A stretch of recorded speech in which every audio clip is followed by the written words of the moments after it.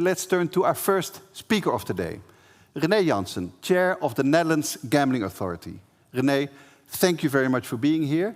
As always, we are eager to hear from the regulator, especially at moments like this when a lot is happening regarding new regulation.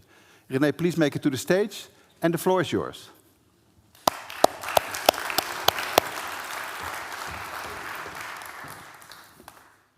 Welkom, dankjewel wel.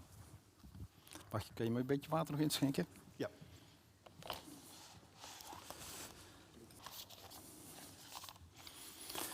Good morning, everybody.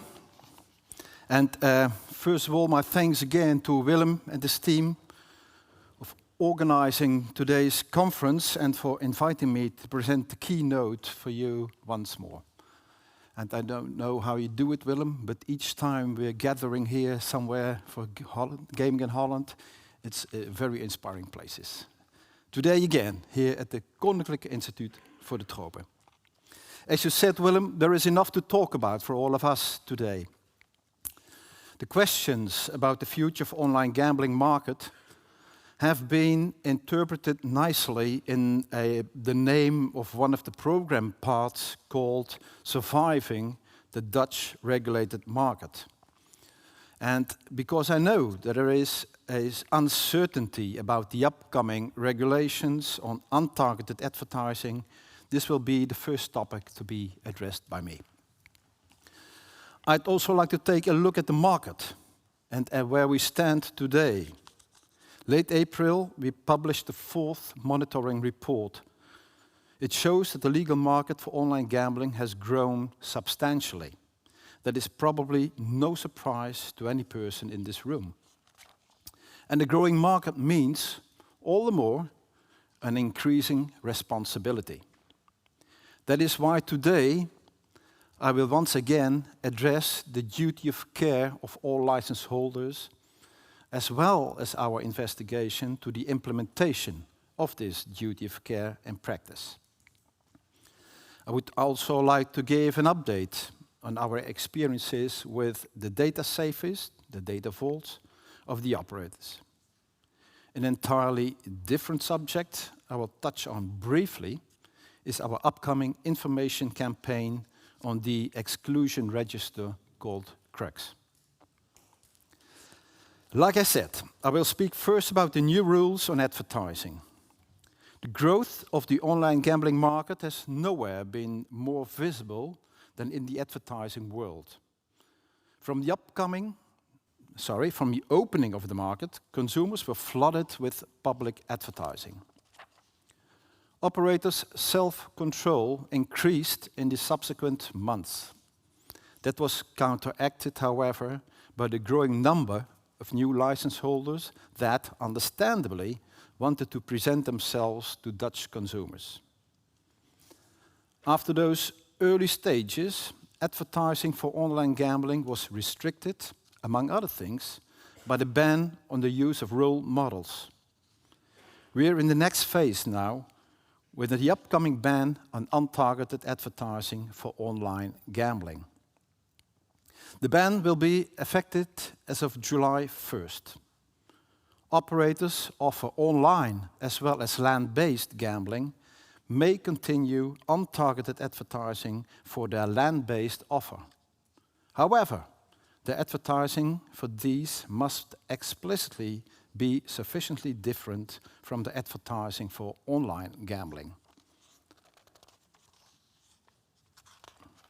In the lead-up to this advertising ban, the Kansspelautoriteit, KSA, is aware of questions about this in the industry.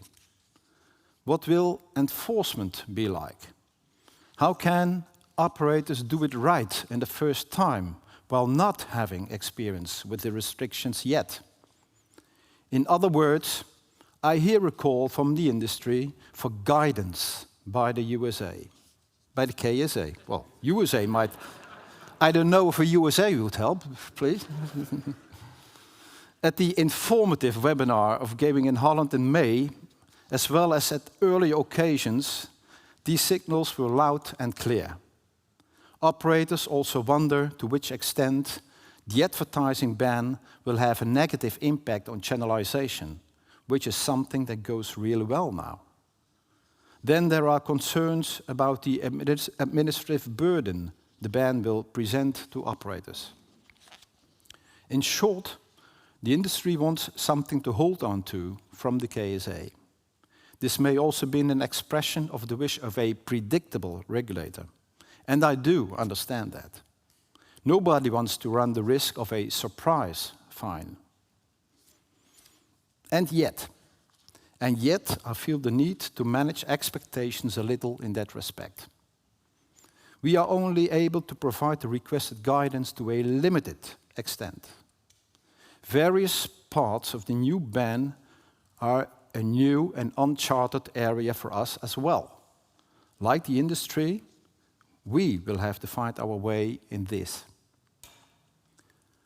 I will immediately add that you may expect the KSA not to tackle new oversight or enforcement situations straight-legged. In the beginning, we will especially monitor how the new rules work out in actual practice. New or additional insights will be shared with you. Besides, there is a more fundamental side to my reservations when speaking about guidance. Licensed operators are, at all times, the ones responsible for compliance with the regulations, including new rules. Leaning back and waiting for further explanations from the regulator can and should never be the intention.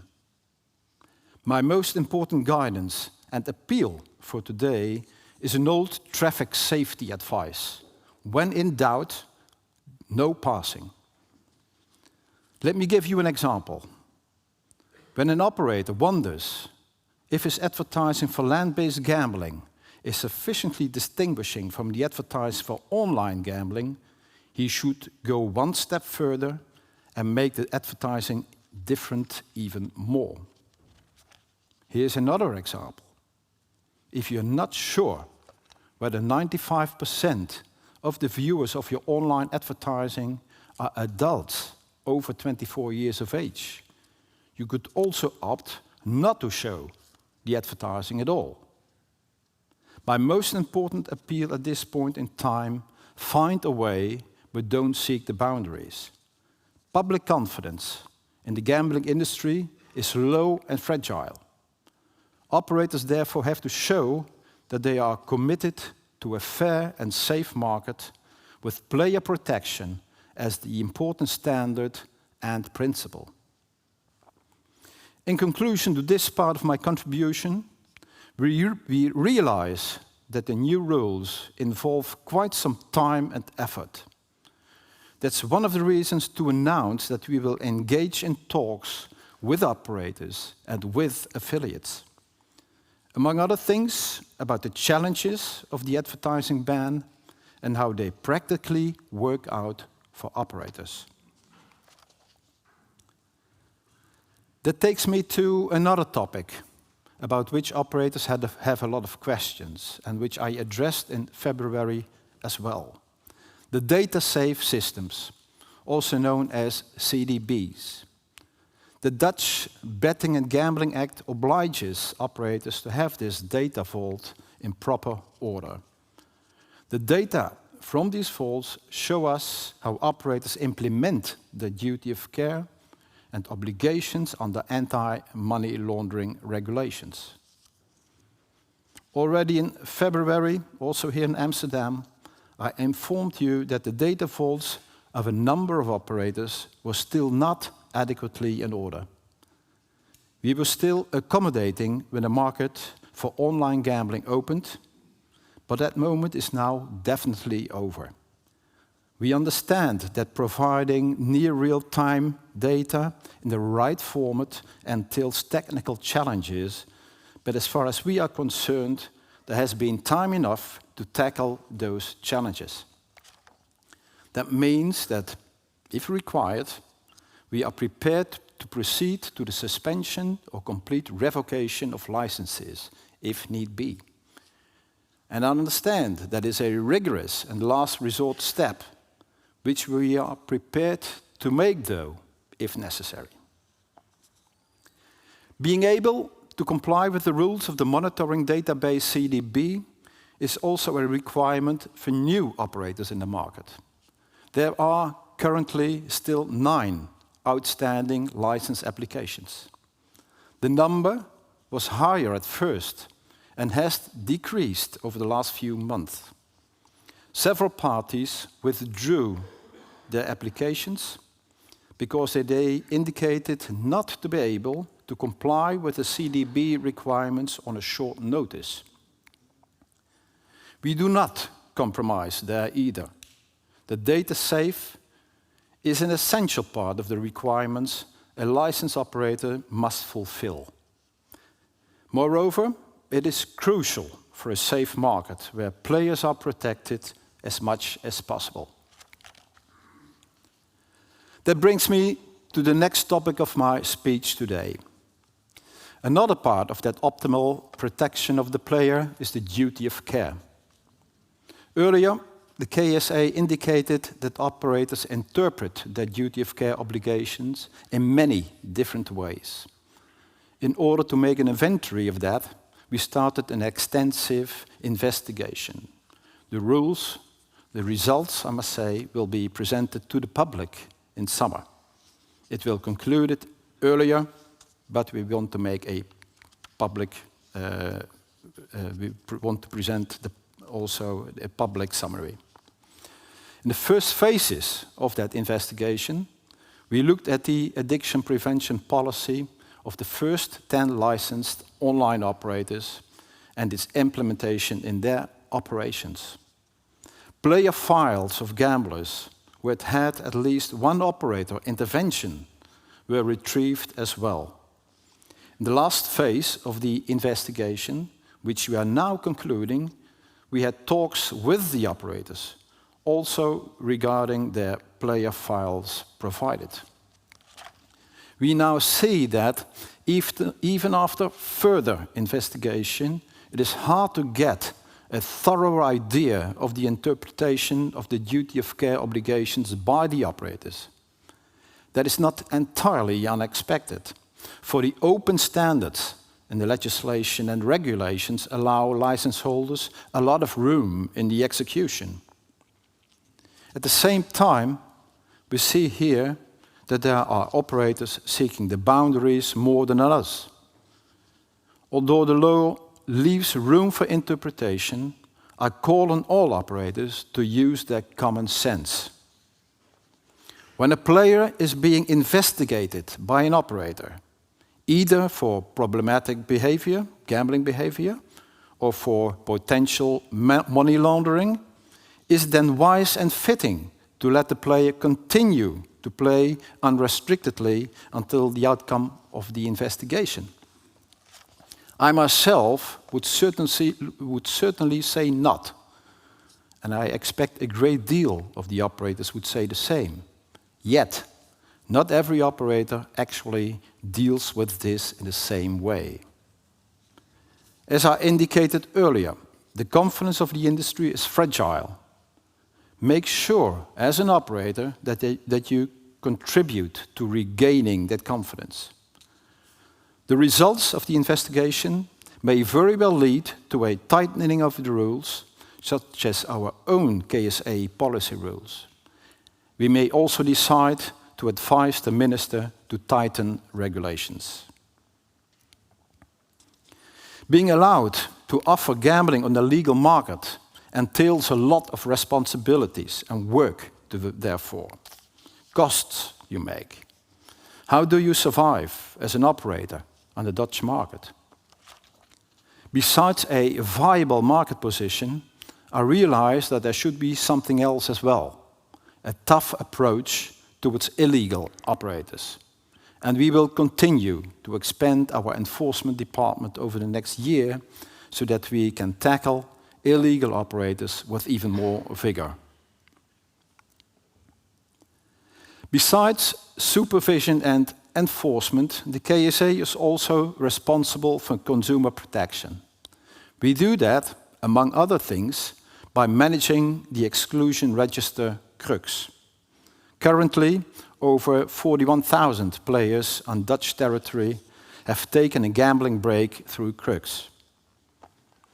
In anticipation of next year's evaluation of the Remote Gambling Act, we advised the Minister for Legal Protection to already make involuntary registration at crux more accessible on a short term. We know that operators start the process, but also that this process is not always completed successfully due to the complex regulations, due to the complex procedures. This has to change and become simpler as soon as possible, as it comes to us. To increase the brand recognition of crux, a targeted awareness campaign will be started after the summer so that whoever needs a gambling break knows where to turn to. That leads me to the last part of my contribution. As KSA, we see that the gambling world is in motion. Future measures, like the advertising ban, are challenging to operators. Yet we are all aware that regulation is necessary in the gambling sector.